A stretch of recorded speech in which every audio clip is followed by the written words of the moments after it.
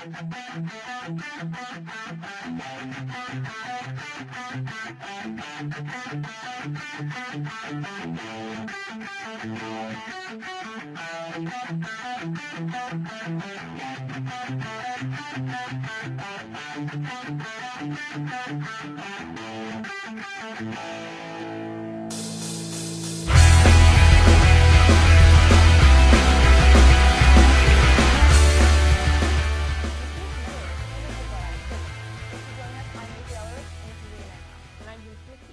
new claim is part of a grand jury report released last week in Oklahoma County.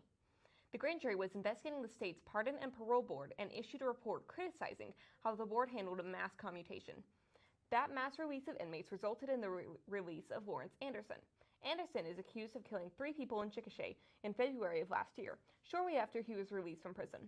According to the Associated Press, the grand jury found Anderson should never have been part of the mass release of nonviolent offenders.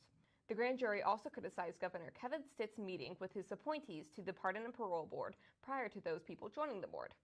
The governor's office called the grand jury report a sham and a political attack. State lawmakers are looking into the deal between state parks and an Oklahoma barbecue restaurant. For details on the deal, here's ENN's Joshlyn. The Associated Press reported the Legislative Office of Fiscal Transparency noticed irregularities in the contract between the Oklahoma Tourism and Recreation Department and Swadowy's Foggy Bottom Kitchen. Mike Jackson, the director of Loft, said that 2 amendments to the contract approved expenditures already made and ended up costing state taxpayers $12.4 million more than expected. Under the deal, the state agreed to subsidize the restaurant's financial losses, which ultimately cost the state $2.1 million, and pay the restaurant management and consulting fees of $1.34 million. The now canceled contract is still the subject of a criminal investigation. The former director of tourism resigned after news of the scandal broke. Back to you. Thanks, Joshlyn. On Tuesday, Congress held the first congressional hearing on UFOs in 50 years.